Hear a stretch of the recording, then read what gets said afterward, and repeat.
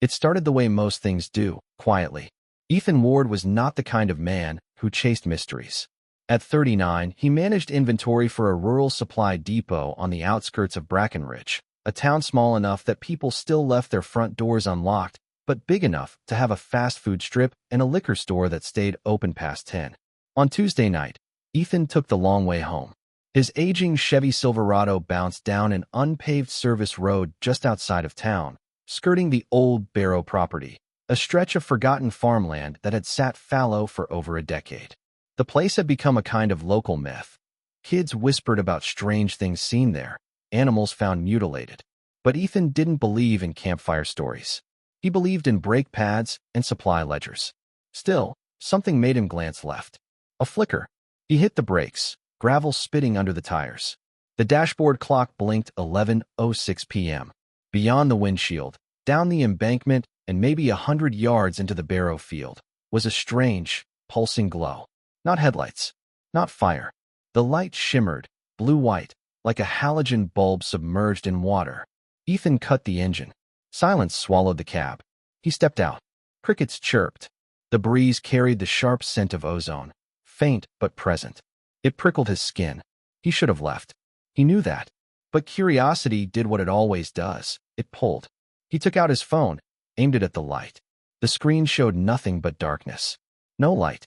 Not even static. What the hell? He pocketed the phone and grabbed the flashlight from under his seat. Its beam cut through the night, though it looked almost pitiful compared to the pulse ahead.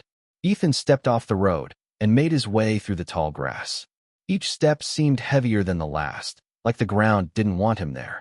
But the light drew him on. And then, without warning, it vanished. Gone. The field fell into darkness, so complete it felt like a door slamming shut behind him. Ethan stopped walking. Nothing. No sound. No light. He turned back toward the road. There, silhouetted against the stars, was a figure standing next to his truck. Watching. Ethan froze.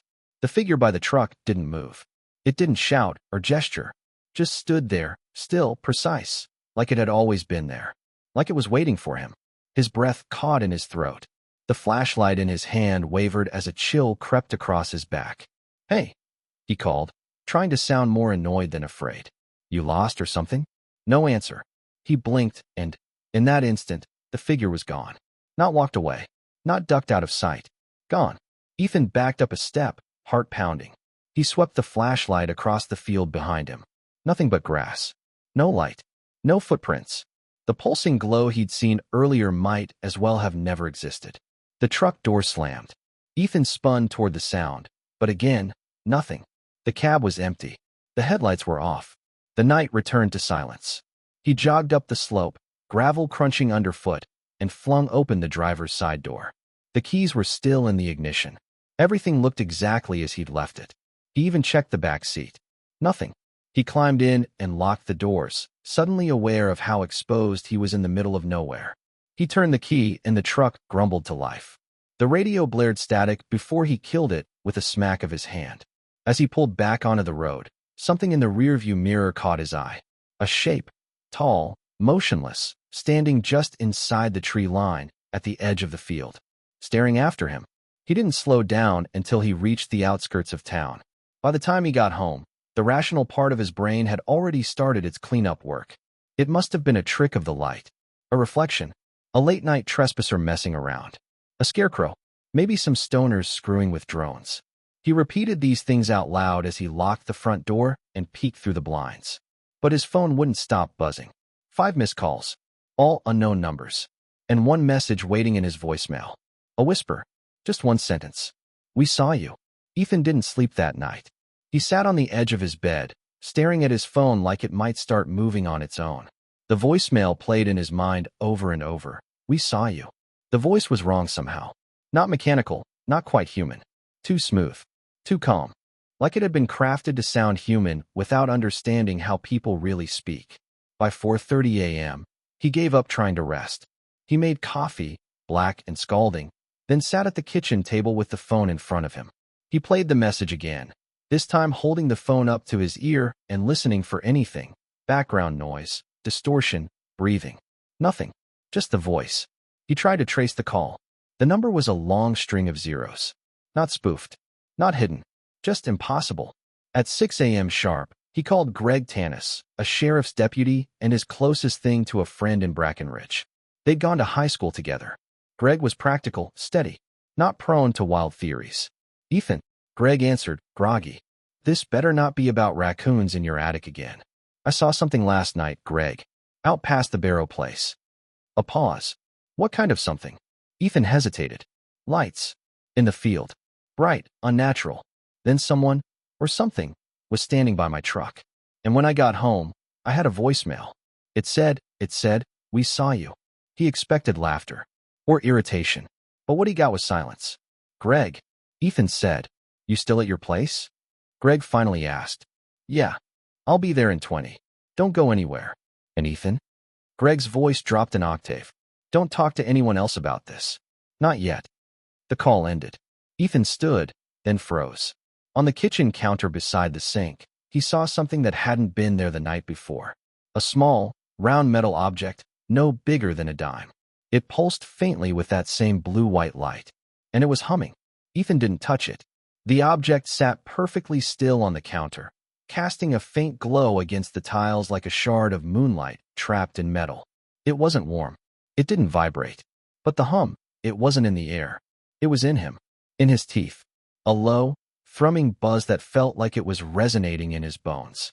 He backed away and grabbed a dish towel, using it to nudge the object into a mason jar without direct contact. The hum didn't change, but once the lid was sealed, the glow dimmed slightly, as if it knew it was being contained. He set the jar on the table and sat across from it. What the hell had he brought back with him? A knock at the door made him jump. Not loud. Just 3 quick taps, sharp, deliberate. He grabbed the jar and tucked it in a drawer, then went to the front door. It was Greg. The deputy looked more awake than Ethan expected. Too awake, actually. His uniform was neatly pressed, his hair combed. He had a notepad in his hand, but no smile on his face. Mind if I come in? Greg asked. Ethan stepped aside. You ever show up this fast for a real emergency? Greg didn't smile. He walked straight into the kitchen, eyes sweeping the room. You didn't touch it, did you? He asked suddenly. Ethan froze. Touch what? Greg stared at him for a second, then opened the drawer. He pulled out the mason jar and held it to the light. The glow inside had dimmed again, but it was still there, faint, like it was waiting. You know what this is? Ethan asked. Greg didn't answer. He pulled a handkerchief from his pocket, wrapped the jar, and placed it inside a small black case he'd brought in with him. Greg, what's going on? Do you remember that satellite crash 3 years ago? Greg said, zipping the case shut. Barely. Something over the state line, right? They said it was debris from a Chinese launch. They lied. Greg finally looked Ethan in the eyes. His voice lowered. There's been incidents. Not many, but always the same pattern. Strange lights. Objects like this. People hearing things. Seeing things. And then, he stopped. Ethan swallowed. Then what? Greg opened the door to leave. Then people disappear. Wait, hold on. You're just gonna leave me here? I'm going to drop this off with someone who knows what to do with it. In the meantime, he paused at the threshold. Don't go back to that field. Don't answer unknown calls. And if you see that light again, don't follow it. And then he was gone. Ethan watched the patrol car pull away and disappear down the road. 10 seconds later, his phone buzzed again. Another voicemail. Same number. This time, the voice whispered something new. Too late. You've been marked. Ethan's hand hovered over the phone. The new voicemail sat there, a quiet threat in a digital shell. His gut told him not to listen, not yet. But curiosity clawed harder than caution. He tapped play. The voice was the same as before, smooth, sterile. But this time, it wasn't just words. First came a low-frequency hum, like a test signal from an old TV. Beneath it, faint but unmistakable, was breathing. Rhythmic. Shallow. Close to the mic. Then the whisper again. Too late. You've been marked. A pause. They are already here. Click. End of message. Ethan dropped the phone like it had burned him. His ears rang, not from the volume, but from the tone. The voice wasn't just threatening, it was certain. He moved to the window, drawing the curtains aside carefully.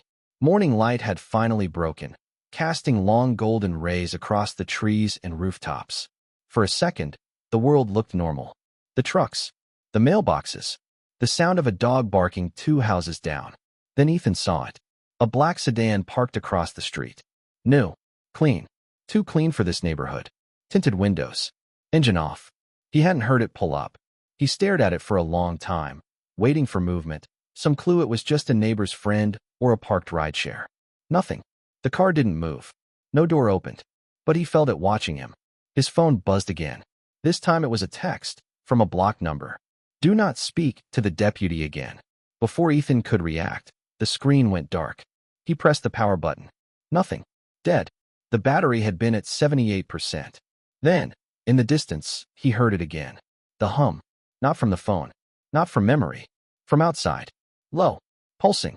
Coming from the direction of the Barrow field. But this time, it wasn't alone.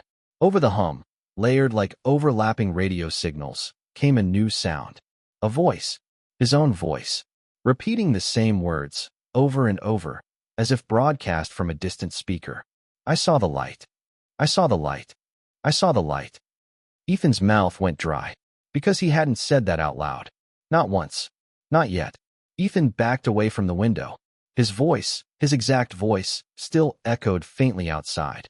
It looped, perfectly spaced, like a broken announcement system repeating over a parking lot. But there was no speaker out there. No power lines nearby. Just wind and trees and that damned hum. I saw the light. I saw the light. He moved to the front door, slow, cautious. Pressed his ear against it. The voice was louder now. Sharper. Closer. Ethan yanked the curtain aside and peeked through the narrow pane of glass. The black sedan was gone. No engine. No sound of tires. It had vanished in the time it took him to walk across the room. He scanned the street. Normal morning things were starting. A neighbor watering plants. A kid biking past with a cereal bar in hand. No one else seemed to hear it. No one flinched at the hum or the repeated voice, like whatever was happening only to him.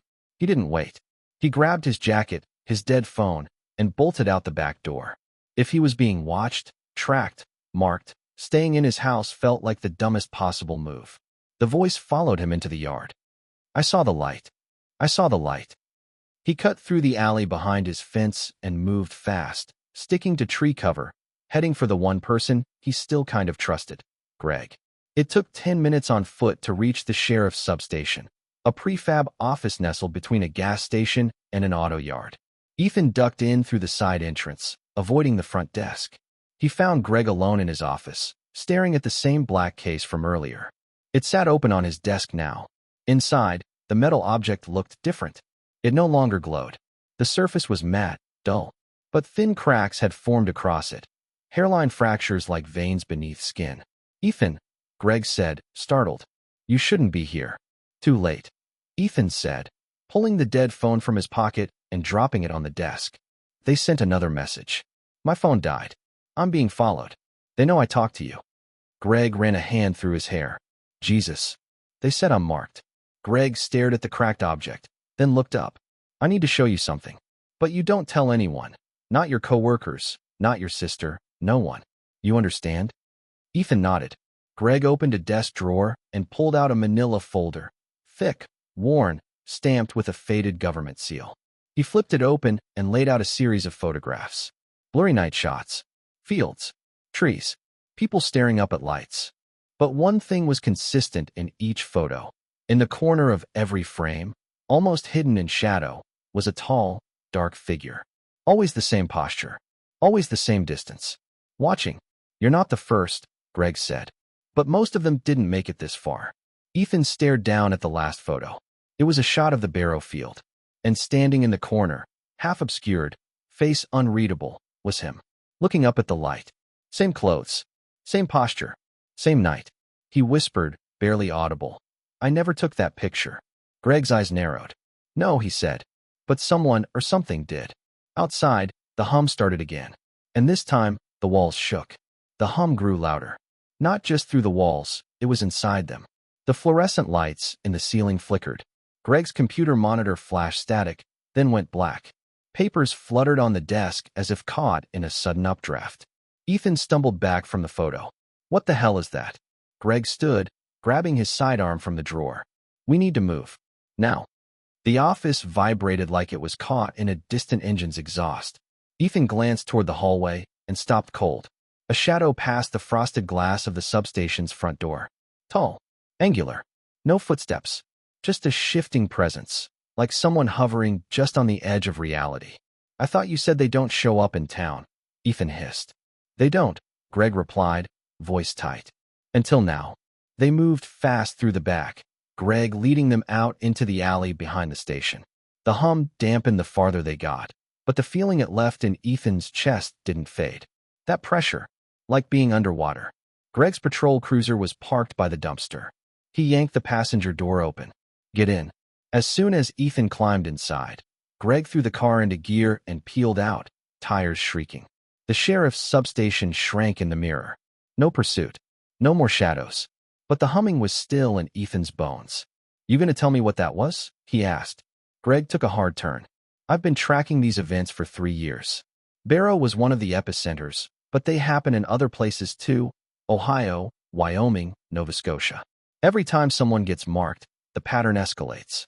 First the lights, then the voices, then the interference. Interference? Greg nodded. Reality starts to slip. Clocks lose time.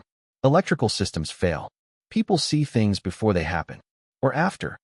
He shot Ethan a glance. That photo? That wasn't a glitch. You're caught in a loop now. They've recorded you. Like data. They're copying me? Worse. Greg took a breath. They're writing you. They drove in silence for several miles, heading out past the town limits, into low, rolling farmland. The kind of place where you don't ask questions after dark. Greg finally turned onto a private gravel path marked with a rusted sign that simply read, "No entry. Monitored." Where are we? Ethan asked. Safe house. Off-grid. One of the few places I've found where they can't trace signals. They parked beside a squat cement building half buried in earth. Inside, everything was analog. Old radios, a wall of printed maps, typewriters. No screens. No cameras. Greg shut the heavy door behind them and turned to face Ethan. We have maybe 12 hours. After that, they'll breach this place too. Ethan leaned against the wall, hands shaking. 12 hours to do what? Greg didn't answer at first. Instead, he moved to the table and unrolled a map marked with dozens of red X's, each one labeled with dates. The last X had today's date, right next to Brackenridge. They're not just here for you, Ethan, Greg said. Tonight, something bigger's coming. Ethan's voice dropped. Bigger than being watched. Greg met his eyes. No, he said. Tonight's when they take you. Ethan stared at the red X marked July 28th, Brackenridge. A pit opened in his stomach. What do you mean, take me? Greg didn't answer right away. He was already at the wall, cranking the dial on an old ham radio. The air filled with a wash of static and faint, indecipherable clicks. He fine-tuned it until a low rhythmic pulse came through, like sonar, but slower, more deliberate. They don't always come for the person who sees the light, Greg said. Sometimes they come for the person who talks about it. Sometimes they come for anyone in proximity. He turned the dial one more notch. The pulse quickened. They're triangulating. Ethan's voice was dry. You mean they're listening? Greg nodded. They've always been listening. The air in the bunker felt heavier now, as if the walls were too narrow to contain the pressure building inside them. Ethan paced, fingers twitching. Why me, he asked. Why not some scientist? Someone who matters? I stock irrigation equipment, Greg. I drive a beat-up truck and live alone. You were in the field, Greg said quietly. That matters. You saw the pulse before it broke, before it reset. Most people only see the afterglow, not the origin event. What does that mean? Greg looked up from the radio, face grim. It means you saw the signal being broadcast, which means they see you not as a witness, he tapped the map, but as a receiver. Ethan felt the room tilt slightly. The sensation wasn't physical. It was deeper, like gravity had realigned without warning. Wait, he said, voice thin. Is this why my voice is playing outside? Why I'm in that photo? Because they're using me? Greg looked away.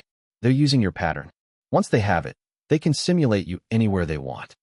Simulate. They don't just study us, Ethan. They reconstruct us. Perfectly.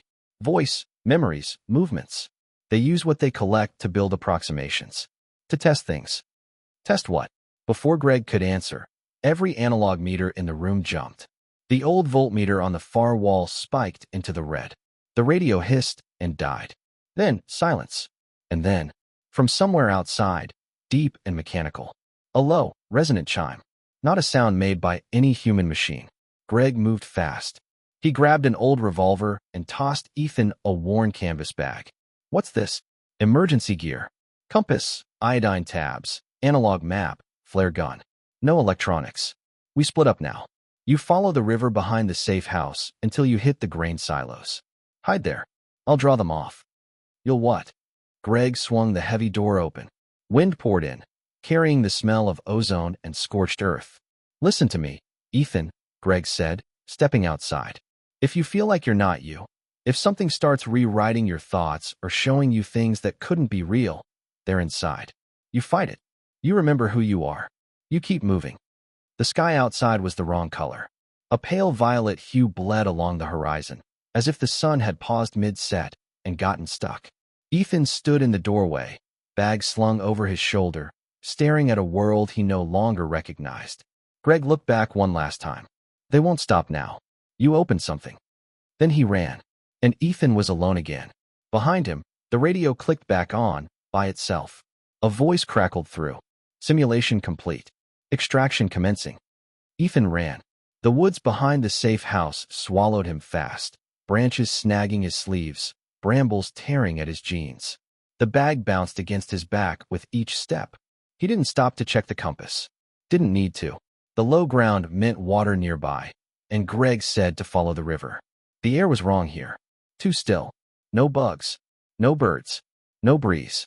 Just the faint, rhythmic chime pulsing behind him, as if it were embedded in the atmosphere itself. By the time he reached the water, his lungs burned. The river wasn't deep, maybe knee-high, but it shimmered with a faint oil-slick sheen, unnatural in the fading light. He stepped in anyway and followed it north, keeping low, letting the cold soak through his boots and numb the rising panic. The sky above him flickered. Not lightning, not clouds. It stuttered, like a corrupted video file struggling to render the next frame. Ethan pressed on. After 20 minutes, the first silo came into view, an old concrete giant looming out of the trees, abandoned and rusted, surrounded by wild overgrowth. A ladder ran up its side, but Ethan didn't have the strength for heights. He ducked inside the base. Dark, dusty, safe for now. He crouched behind a pile of broken crates and took out the flare gun. His hands trembled. Was this really happening? He reached into the bag again and pulled out the analog map. Greg had marked several locations. Crosses, numbers, loops. One loop circled this very silo, labeled in pencil, last signal drop. He didn't know what it meant. Not yet. Then the air changed. He felt it before he heard it. A static pulse, like standing too close to a live transformer. From outside the silo came a soft, mechanical click, then a rustle. Footsteps. Slow. Deliberate. Ethan didn't move. He held his breath and leaned just enough to glimpse through a crack in the concrete wall. A figure was approaching the silo. But it wasn't right. Too tall. Too symmetrical. Moving with a grace that wasn't human. Not fluid, precise. Like a simulation of walking, not the real thing. And worst of all, even in the dim light, Ethan recognized the face. It was him. Same clothes. Same features. His exact double, approaching without urgency. Except the eyes were wrong. Blank. Reflective. Like they weren't eyes at all, but lenses. The other Ethan stopped just outside the entrance and tilted its head, as if listening. Then, in his voice, it said, "You shouldn't have run." Ethan raised the flare gun, hands shaking. The thing turned toward him slowly. "We are trying to preserve you." The words weren't a threat. They sounded like protocol. Ethan didn't wait. He fired the flare directly into its chest. Light exploded inside the silo, red and violent, igniting dust and smoke. The thing didn't scream. It just watched him burn it. And as it collapsed in a heap of flickering embers, a high-pitched tone began to rise. Inside Ethan's skull. Too loud. Too sharp. Too deep. The last thing he saw before blacking out was the sky outside the silo collapsing into a grid of light, like someone had pulled back the curtain on reality itself. Ethan came to in silence. No birds. No wind. Not even the hum. Just stillness. His head throbbed. Every sound was muffled, like he was underwater. The floor beneath him was smooth. Too smooth. He blinked. He wasn't in the silo anymore. He was in a room. Featureless. White. Seamless walls, floor, and ceiling, like being trapped inside a fluorescent bulb. There were no doors, no windows. Just light. Everywhere. Nowhere. He stood, groaning. The air was clean, dry, sterile. The bag Greg had given him was gone. So was the flare gun. But when he patted his jacket pocket, he felt something small and cold. The metal object. The one from his kitchen counter. It had returned. He pulled it out. Now it was pulsing again, soft, rhythmic. Like a heartbeat. "Where the hell am I?" he whispered. A voice answered. His own voice. Observation room 3. Initial stabilization complete. He spun, but the room was still empty. Cognitive awareness. Functional. Motor function. Degraded but adequate. Emotional response. Elevated. Pattern integrity. 83%. "What is this?" he shouted. "Where are you?" Another voice spoke. Not as this time. It was smoother. Calmer. Not a voice meant to converse, but to explain. "This is not an abduction. This is a recovery." Ethan stepped back toward the wall, fists clenched. Recovery of what? Of you. The walls around him rippled, then changed. In an instant, the room became the field. The Barrow property. Same tall grass. Same stars overhead. But it was wrong. Too clean. Too quiet. No wind. No sound. Like a set. Ethan turned and saw his house in the distance. Perfect. Lit from within. But he knew. He wasn't home. He wasn't even outside. "This isn't real," he muttered. The sky shimmered. The stars blinked in unison, then returned to randomness. "Reality is being rendered for your comfort," the voice said. "But we can reduce fidelity if desired." The field vanished. The room returned. Ethan staggered backward. "This is a simulation. Partial environment overlay. Behavioral response test. You are demonstrating adaptive resistance. That is acceptable." He tried to breathe evenly. "Think. Why me?" A pause. Then, "Your perception range exceeded local thresholds. You saw through the frame." "What frame?" "The one between what you call real and what is." Ethan stared at the pulsing object in his hand. It pulsed faster now. "Let me go," he said. "You are not detained. You are being analyzed." He screamed then, something between fury and fear, and threw the object across the room. But before it hit the ground, it froze in midair, spinning. Then it split. Silently, impossibly, it fractured into thousands of slivers, tiny mirrors, each one reflecting him. Not standing, not awake, but lying on a table, wires in his scalp, eyes open and empty. Watching himself. "We have not taken you," the voice said. "We have found you, and you are still leaking." Ethan whispered, "Leaking? Your pattern is unstable. The others are noticing. Intervention will follow." The room began to shake, not from inside, but from outside. Something was pushing in. Cracks formed in the white walls. And through them came light. Blue-white. Pulsing. The original light. The first light. And Ethan understood. He hadn't escaped the simulation. He was never outside it to begin with. The cracks widened. Light poured in, searing, perfect and wrong. Not just bright, but intelligent. It pulsed in time with Ethan's heartbeat, but one step ahead, like it knew what was coming before he did. He turned away instinctively. Not from fear, but from an instinct buried so deep it didn't come from anything human. Something primal told him, "Don't look too long." The voice returned, calm, controlled. "Containment has failed. Pattern breach confirmed." Another crack split the wall beside him. The white room began fracturing like glass under pressure. Beneath the shattering surface, Ethan saw layers. Other rooms, other versions of the same space, each with a version of him inside, moving differently, breathing at a different tempo. Some panicked, some motionless. One version grinned without blinking. He stumbled backward into one of the cracks. The surface gave way like fabric, and he fell. Through the white room, through the silo, through the Barrow field, through himself, and landed. Hard. Grass. Real grass. Dirt under his palms. Night air in his lungs. Cold. Wet. He coughed and sat up. He was back in the field. The actual field. He could hear frogs. Wind. The distant sound of traffic. He looked around wildly. The truck was gone. No lights. No shadowed figure. Just a quiet field. Had it ended? He stood, dizzy. The metal object was gone. So was the voice. No pulsing. No static. Just night. He turned and saw someone walking toward him. A flashlight bobbing. A voice, real, familiar. Ethan? That you? It was Greg. Ethan's heart caught in his throat. Greg. The deputy jogged up, out of breath, flashlight shaking. Jesus, man. I've been looking for you for hours. Your house was trashed. I thought they got you. Ethan blinked. What day is it? Greg frowned. It's still Tuesday. You left me that voicemail 2 hours ago. What the hell happened out here? Voicemail? Ethan asked. I never left one. Greg held up his phone. There it was. A voice message from Ethan, time-stamped at 8:13 p.m. He hit play. Ethan's voice, his real voice, spoke quickly, panicked. They're in my head. They're copying me. If I disappear, tell someone. Greg, tell someone. You can't trust the versions. Don't. Static. End of message. Ethan's knees nearly buckled. He hadn't said those words. Not like that. Not into a phone. Greg stared at him. What do you mean, versions? Ethan looked at his hands. They were shaking again. But something was different. He reached into his jacket pocket and pulled out the metal object. It was whole again. Smooth. Quiet. But this time, etched along its surface was something new. A tiny symbol. Circular. Mechanical. And underneath it, in perfect, inhuman text. 1 of 3. Greg backed away slowly. Ethan, what's that?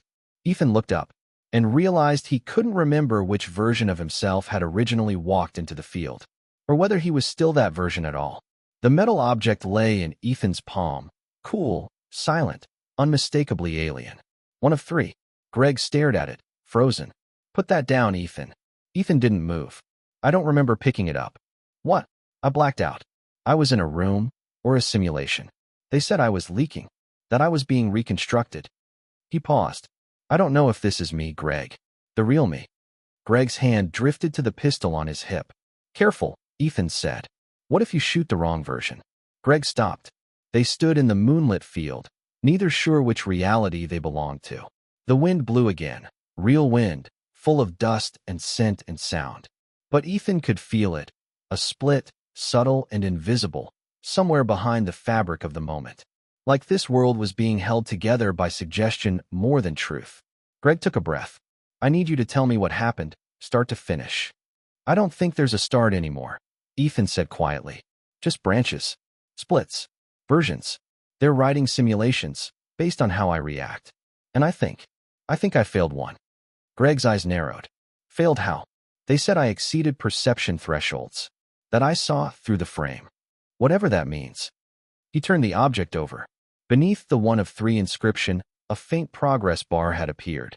Not digital. Etched. Roughly 33% complete. They're building something, Ethan muttered. Or someone. Greg lowered his voice. You think that thing is tracking your mind? Duplicating it? Ethan nodded. I think they're compiling me. Testing each version. Maybe to figure out which one is useful. Useful for what? I don't know, but I think they're almost done. Greg exhaled, took a cautious step forward. Listen, let's take it in. We'll get a team on it. No more field work. No more silo running. Let's just go quiet. Ethan wanted to believe him, but then Greg's voice said, It's all right, Ethan. You're safe now. And Ethan went cold, because Greg had just said that without moving his lips. Ethan took a step back. You're not him. Greg's eyes flickered. No visible change, but the feel shifted. As if the man before him had been wearing a perfect Greg suit, and the zipper had just slipped half an inch. Preservation protocol is incomplete, Greg said, but the voice was modulated now. Cold. Emotionless. Ethan looked down. The object in his hand now read. 2 of 3. He ran. He bolted into the dark, the object pulsing faster with every step. Not glowing, beating, like a living thing. Behind him, Greg didn't follow. Because he didn't need to. Around Ethan, the landscape began to flicker again. Glitches in the trees. Skips in sound. Sky frames jumping like broken film. The world was beginning to collapse. Or reset. And deep in Ethan's mind, something whispered in a voice that sounded just like his own. Only one version gets to survive. Ethan ran until his legs gave out. The field, the trees, the air, it all stuttered as he moved through it. Grass flickered between green and ash gray. Trees blinked in and out of season. Every few seconds, a bird call or cricket chirp would repeat like a skipping record. Somewhere behind him, the thing wearing Greg's face watched. Didn't chase. Didn't need to. Because the simulation was shifting. He collapsed beside a fallen tree, panting, soaked in sweat. The metal object was hot now, burning against his skin. He dropped it into the dirt. It didn't stop pulsing.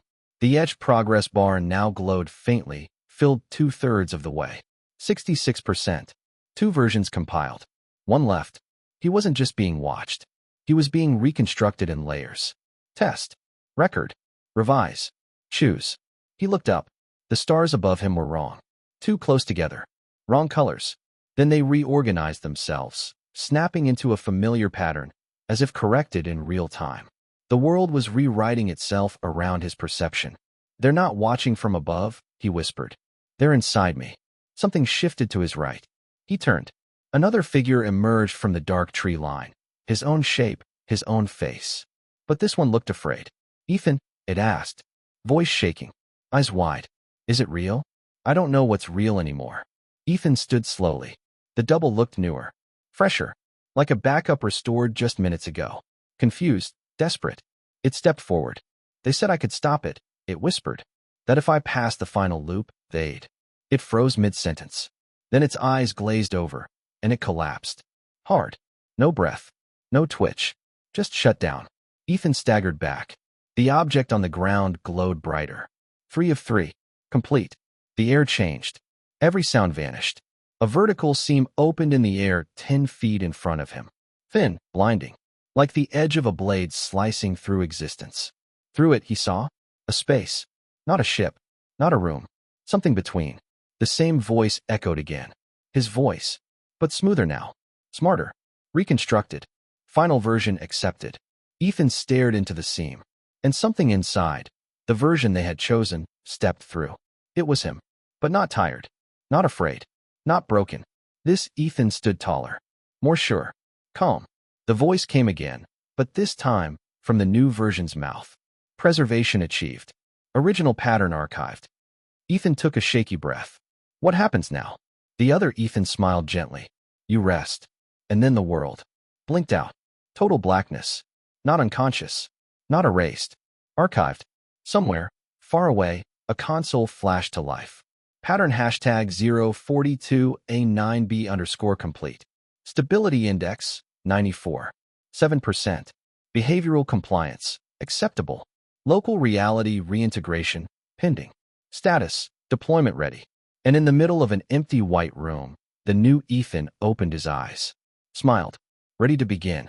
The new Ethan stood in the white room, breathing slow and steady. No seams in the walls now. No visible doors. Just endless white and the quiet hum of readiness. He looked down at his hands, steady, familiar. Every freckle, every scar where it should be. But he felt none of it as memory. Only as design. This body wasn't born. It was assembled. Final integrity scan complete. A voice announced from nowhere. Cognitive signature verified. Field viable construct achieved. The new Ethan tilted his head. Where am I being sent? Back, the voice replied. He nodded, unsurprised. To replace him. A pause.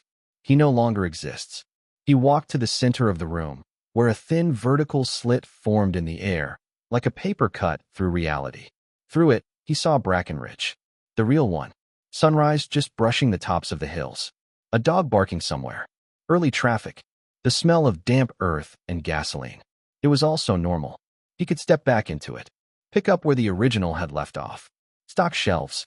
Eat dinner alone. Drink cheap beer. Pretend nothing had changed. No one would notice. They never did. Not with the others. A low mechanical tone sounded. Pattern is stable. Deployment in 5-4. The new Ethan took a breath. Not out of necessity. Out of performance. Out of habit. 3, 2, 1. The slit widened, and he stepped forward. And stopped. Inside him, deep below the simulated neurons and archived behaviors, a voice echoed. Not the program. Him. The original. Faint, but present. I'm still here. A shiver. The construct hesitated. Blinked. The countdown froze. The slit of reality pulsed, waiting. I'm still here. Louder this time. The new Ethan stumbled backward, clutching his temples. The voice was threading through the circuits, crawling up the spine of his consciousness like a virus. A memory surfaced. The silo. The burning double. Greg's face glitching. The The sound of his own voice playing in loops. That wasn't a test. That was a warning. The voice inside spoke again, calm, clear. You are not complete. You are not me. The room flickered. Alarms began to chirp from unseen walls. Error, identity overlap detected. Original pattern integrity, 14%. Containment compromised. The hum returned, louder, dissonant. Reality around him trembled. The construct, Ethan 3, fell to one knee, hands gripping his skull as two minds fought for dominance. And then, a choice appeared before him. Projected midair. Two options. Final. Reintegration. Accept the original. Merge. Risk instability. Suppression. Overwrite remnants. Achieve finalization. Time slowed.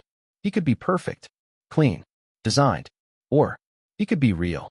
Trembling, the construct lifted a hand toward the first option. Hovering. And the voice, his true voice, whispered one last time. Choose to be human.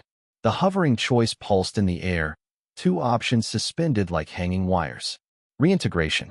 Suppression. Ethan's, the construct's, hand lingered near the first. Muscles tensed. Memory fragments fluttered behind his eyes like wind-blown paper. The original's voice, his voice, spoke one final time. Flawed. Tired. Scared. But I was real. Don't erase me. The construct closed his eyes. And reached. Reintegration selected. At once, everything shattered. The white room dissolved into a kaleidoscope of memory. Shards of a life lived, imperfectly. The hum cracked apart into overlapping heartbeats. Pain returned. Doubt. Regret. Emotion like a flood pouring into sterile circuits. And with it, identity. Not the clean, curated version, but the whole. The mess. He remembered being a child, staring up at thunderclouds. He remembered the smell of motor oil on his dad's workbench. He remembered the barrow field and thinking, don't step forward. But doing it anyway. And he remembered being watched. The integration finished in a violent pull inward, like gravity reasserting its claim on something it refused to lose. The simulation buckled. And then, he woke up, flat on his back in the field. Real grass. Real dirt. No seams in the sky. No glow on the horizon. His chest heaved. A breeze brushed across his face. A dog barked in the distance. The moon hung high and still above him. No flicker. No pulse. He sat up. The metal object was gone. His phone lay nearby, dead but familiar. He picked it up. No signal. No voice messages. No system errors. Just silence. He stood, legs shaky, and looked toward town. Lights glowed faintly on the horizon. Brackenridge, ordinary and unaware. For a long time, he stood there. Then he walked home. Not as a copy. Not as a reconstruction. As himself. No more simulations. No more loops. Just questions, and the weight of knowing they would never fully be answered. Because some lights aren't meant to be followed. And some versions of you aren't meant to come back.